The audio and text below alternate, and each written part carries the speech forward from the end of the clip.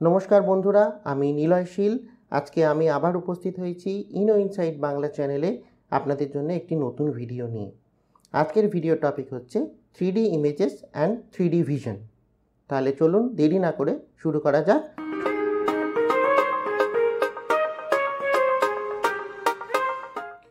3D vision বা 3D images, এইটা বলতে গেলে আমাদেরকে এটা বলতে হয় যে আমরা যে দুনিয়াতে বাস করছি বা আমাদের যে চারপাশের যে ওয়ার্ল্ডটা, সেটা 3 ডাইমেনশন। সেটা আমরা সবাই জানি, যার লেন্থ, ব্রেথ এবং হাইট আছে।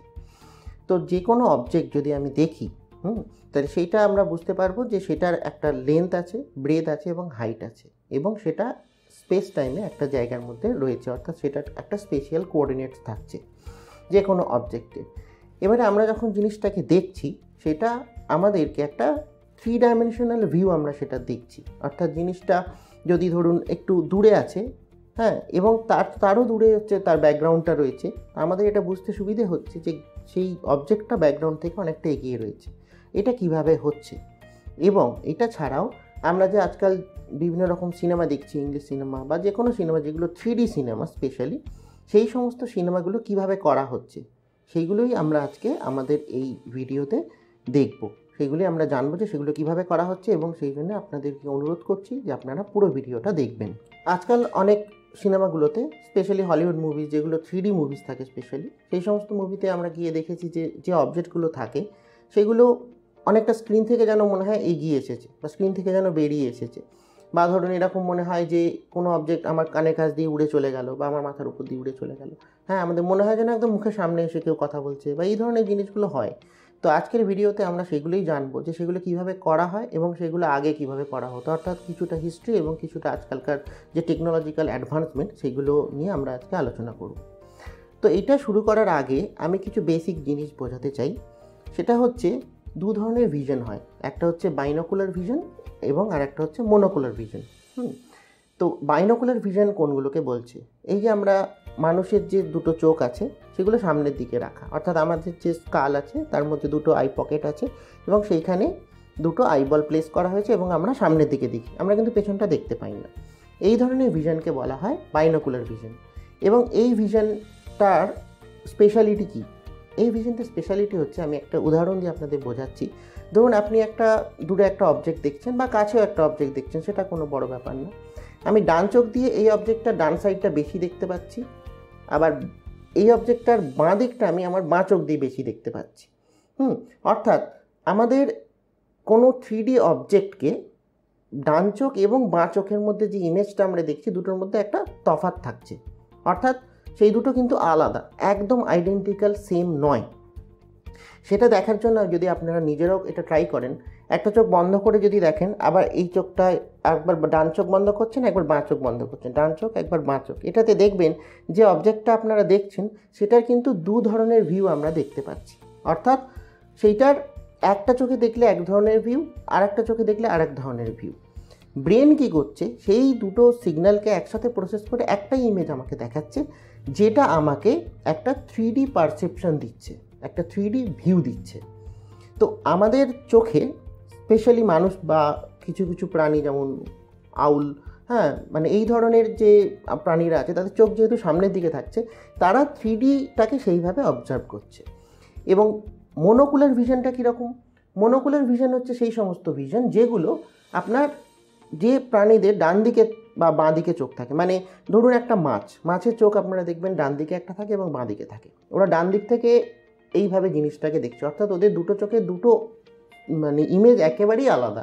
ওরা কখনো একটা ইমেজকে কিন্তু দুটো চোখ দিয়ে দেখছে না। তো এক্সাম্পল হিসাবে আমি যদি একটা ইমেজ আপনাদের দেখাই, দেখবেন বাইনোকুলার ভিশন যেটা মানুষের ক্ষেত্রে হচ্ছে, সেইখানে দেখবেন এই যে একটা অবজেক্টকে রাখা আছে, সেটা ডান চোখে যে ইমেজটা দেখা হচ্ছে এবং বাঁ চোখে যে ইমেজটা দেখা হচ্ছে, সেই দুটো আলাদা।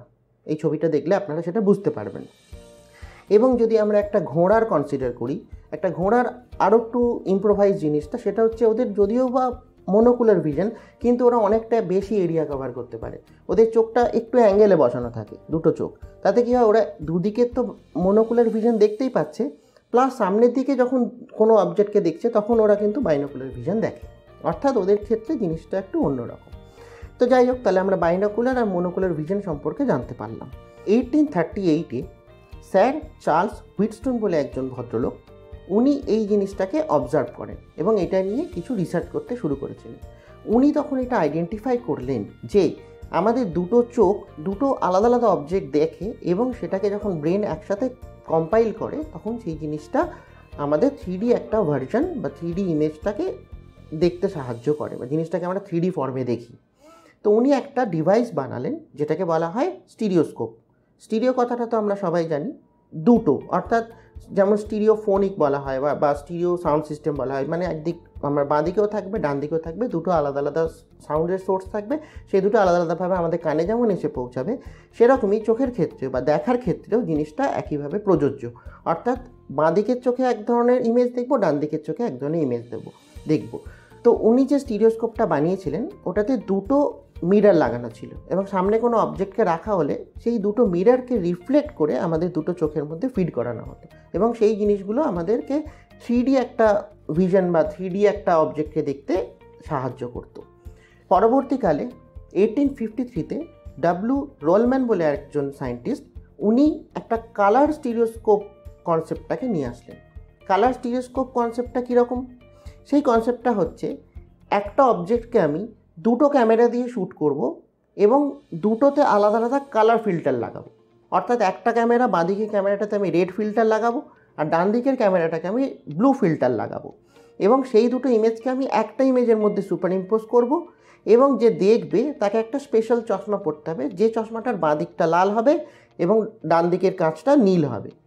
সেই ক্ষেত্রে কি হবে, যে ছবিটা বাঁ দিকের ক্যামেরাতে তোলা হয়েছিল অর্থাৎ লাল ক্যামেরাতে তোলা হয়েছিল সেইটা শুধু আমার বাঁ চোখে আসবে এবং ডান দিকের ক্যামেরাতে যেটা তোলা হয়েছিল যেটাতে ব্লু ফিল্টার লাগানো ছিল সেটা আমার ডান দিকের চোখের যে কাঁচটা আছে সেটা যেহেতু ব্লু, অর্থাৎ সেই ব্লু ক্যামেরার ছবিটাই শুধু আমার ডান চোখে আসবে। এইভাবে যে কোনো ছবিকে আগেকার দিনে কি করা হতো, দুটো ক্যামেরা দিয়েই মেনলি শট করা হতো এবং সেটাকে কালার ফিল্টার লাগানো হতো। এইভাবে অনেক দিন আমাদের 3D ফটোগ্রাফি বা 3D ইমেজেস শ্যুট করা হয়েছে। আমি আপনাদের একটা ক্যামেরাও দেখাচ্ছি যেটা পুরনো ক্যামেরা। তখনকার দিনে যখন ক্যামেরা এইরকম 3D শ্যুটিং হতো বা 3D ক্যামেরা করা হতো তখন কিছু ক্যামেরা কোম্পানি যেমন কোডাক, এই ধরনের কোম্পানিরা স্টিরিও ক্যামেরা বানিয়েছিল আর কি। তো আমি ছবিতে আপনাদের দেখাচ্ছি। এটাতে দুটো ক্যামেরা থাকতো এবং একটা বক্সের মধ্যে রাখা থাকতো এবং দুটোতে দু ধরনের ফিল্টার লাগানো থাকতো এবং সেই ইমেজটাকে একবারে শর্ট করে একটা ইমেজের মধ্যে সুপার ইম্পোজ করা হতো। এরপরে টেকনোলজি অনেক এগিয়ে গেছে, এখন পোলারাইজড লাইট ইউজ করা হয় 3D ফটোগ্রাফি ক্ষেত্রে। এই পোলারাইজেশনটা কি সেটা আমাদের একটু বুঝতে হবে, একটু আমাদের জানতে হবে। আমরা জানি যে লাইট হচ্ছে একটা ইলেকট্রোম্যাগনেটিক ওয়েভ, অর্থাৎ ওর একটা ইলেকট্রিক্যাল কম্পোনেন্ট থাকবে এবং একটা ম্যাগনেটিক কম্পোনেন্ট থাকবে। অর্থাৎ যদি কোনো লাইট এখান থেকে একটা বাল্ব থাকলো, আমার যদি একটা সোর্স থাকলো, যখন লাইটটা বেরোচ্ছে এটা একটা ট্রান্সভার্স ওয়েভ হিসাবে বেরোবে, এটাকে বলা হবে ট্রান্সভার্স ওয়েভ এবং এর 360 ডিগ্রিতে আলাদা আলাদা কম্পোনেন্ট থাকবে। অর্থাৎ যদি আমি একটা ওয়েভ হিসাবে কল্পনা করি 3 ডাইমেনশনাল স্পেসে, জিনিসটা এরকম হবে। যদি সাইন ওয়েভের মতন হয় জিনিসটা এরকম 3 ডাইমেনশনাল স্পেসে এটা প্রোপ্যাগেট করবে। কিন্তু এখানে একটা টেকনিক আনা হলো যেটা পোলারাইজেশন টেকনিক। এই পোলারাইজেশনটা কি? পোলারাইজেশন হচ্ছে আমাদের এই যে লাইটটা যখন ইলেকট্রোম্যাগনেটিক ওয়েভ যখন পাস করছে তার মাঝখানে একটা পোলারাইজার লাগানো হয়, অর্থাৎ একটা ক্রিস্টাল। সেই ক্রিস্টালগুলো জেনারেলি কোয়ার্টজের হয় বা আরও বিভিন্ন মেটেরিয়াল বা কেমিক্যাল দিয়ে তৈরি করা হয়। সেই কেমিক্যালগুলো কি করে, তাদের মধ্যে যে ক্রিস্টালাইন যে স্ট্রাকচারগুলো সেগুলো স্লিটের মতন হয়, অর্থাৎ খুব মাইক্রোস্কোপিক লেভেলে এরকম ছোট ছোট ছোট ছোট ছোট ছোট দাঁড়িয়ে কাটা মতন হয়। তার কিছুটা জায়গা দিয়ে লাইটটা বেরোবে, কিছুটা জায়গা দিয়ে লাইটটা আটকে যাবে, আবার কিছুটা জায়গা দিয়ে বেরোবে, কিছুটা জায়গা দিয়ে লাইটটা আটকে যাবে। এইভাবে এই যে ওয়েভটা আছে বা লাইটের সোর্সটাকে আছে সেটা সামনে যখন এই ফিল্টারটাকে আনা হবে তখন তার যদি ভার্টিক্যাল ফিল্টার লাগানো হয় তাহলে লাইট ওয়েভটার শুধু ভার্টিক্যাল কম্পোনেন্টগুলি ওর মধ্যে দিয়ে পাস করবে। আমি একটা ছবি দিয়ে আপনাদের বোঝাচ্ছি। সমস্ত জায়গাকার সমস্ত দিকের যে কম্পোনেন্টগুলো আছে বা ভেক্টর কম্পোনেন্ট যাই বলি আমরা, সেই যে রয়েছে সেইগুলো সবকটা নেগেট হয়ে যাবে, শুধুমাত্র ভার্টিক্যাল কম্পোনেন্টগুলোই পাস করবে। সেম জিনিসটা যদি আমি ফিল্টারটাকে 90 ডিগ্রি ঘুরিয়ে দিই তাহলে পুরো জিনিসটাই ব্লক হয়ে যাবে, শুধুমাত্র হরিজন্টাল কম্পোনেন্টটাই পাস করবে সেই ফিল্টারের থ্রু দিয়ে। এইখানে একটা মজার জিনিস হয়, সেটা হচ্ছে যদি আমরা সেই দুটো ফিল্টারকে নিই, একটা ভার্টিক্যাল পোলারাইজড এবং একটা হরিজন্টাল পোলারাইজড, যদি আমরা ক্রস করে দিই এবং ওই পাশের কোনো অবজেক্টকে দেখার চেষ্টা করি, তাহলে আমরা দেখতে পাবো না। কারণ এই প্রথম ফিল্টারটা ভার্টিক্যালি পোলারাইজ করে দিচ্ছে লাইটটাকে, এবং পরের ফিল্টারটা হরিজন্টাল পোলারাইজ করতে যাচ্ছে, কিন্তু তার কাছে সমস্ত ইনপুট লাইটটাই হচ্ছে ভার্টিক্যাল পোলারাইজড, অর্থাৎ সে কোনো আলোই পাস করবে না, অর্থাৎ ফিল্টারটা মানে আমি ওই পাশের জিনিস দেখতে পাবো না, একটা ওপেক হিসাবে ও ট্রিট করবে বা ওপেক হিসাবে ও বিহেভ করবে। এখনকার দিনে আমি আগেও বললাম যে পোলারাইজড যে লাইট হচ্ছে বা পোলারাইজেশন যে কনসেপ্ট, পোলারয়েড বলে যে কোম্পানি আছে তারা বেশ কিছু গগলস বার করেছে, এবং এটা আজকে না, তারা বহু বছর আগে বার করেছে। এই পোলারাইজেশন গগলসগুলো আমি ছবিতেও আপনাদের দেখাচ্ছি, যেগুলো আমরা মেনলি 3D সিনেমা দেখতে গেলে আমাদের চোখে পড়তে হয়, নাহলে 3D ফিলটা পাওয়া যায় না, বা খুললে আমরা একটা হেজি ইমেজ দেখতে পাই, কারণ আমাদের ফিল্টারটা লাগানো থাকে না।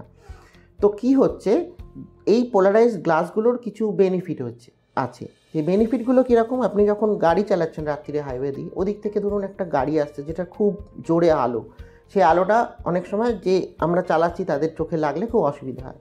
তো ওদের দাবি যদি পোলারাইজড লেন্স ইউজ করা হয়, তাহলে আমি সামনের জিনিসটা অনেক ভালো দেখতে পাবো, কিন্তু সাইড দিয়ে যে আলোগুলো ঢুকবে সেই আলোটাকে সেই পোলারাইজড লেন্সগুলো ব্লক করে দেবে, অর্থাৎ আমার রাত্রিরে গাড়ি চালাতে সুবিধা হবে। এবং সেটা হয়ও অনেক ক্ষেত্রে, আজকাল অনেক ভালো পোলারাইজড গগলস বেরিয়েছে যেগুলো পরা যায়। তো ব্যাক টু দ্য টপিক, এখন কি করা হয় যে 3D সিনেমা, যেমন ধরুন আভতার, তারপরে গ্র্যাভিটি, তারপর দ্য মার্সিয়ান, এই সমস্ত যে খুব ফেমাস যে 3D মুভিসগুলো রয়েছে, সেই মুভিসগুলোতে কি করা হয়েছে বা করা হয়, সেটা হচ্ছে সিনেমাগুলো শ্যুটিং করার সময় মাল্টিপল ক্যামেরা তো থাকেই, অর্থাৎ দুটো ক্যামেরা থাকে, দুটো ক্যামেরা থেকে দুটো মানে সেম অবজেক্টটাকে শ্যুট করা হচ্ছে দুটো অ্যাঙ্গেল থেকে, যেটা আমাকে 3D ভিউ বা 3D একটা ইমেজ বা 3D একটা ফিল দেবে। এবং সেইগুলোর মধ্যে instead of using colour filter, এখানে পোলারাইজড ফিল্টার ইউজ করা হয়, অর্থাৎ দুটো ক্যামেরাতে একটা অলরেডি ভার্টিক্যালি পোলারাইজ থাকছে এবং আর একটা হরিজন্টালি পোলারাইজ থাকছে। তো এবং আমরা যখন জিনিসটাকে হলে গিয়ে দেখছি, তখন মাল্টিপল প্রজেকশন সিস্টেম থাকে, অর্থাৎ দুটো প্রজেক্টর থাকে, এবং দুটো প্রজেক্টর সেম সিনেমাটাকে বা সেম ইমেজটাকে স্ক্রিনের মধ্যে প্রজেক্ট করে।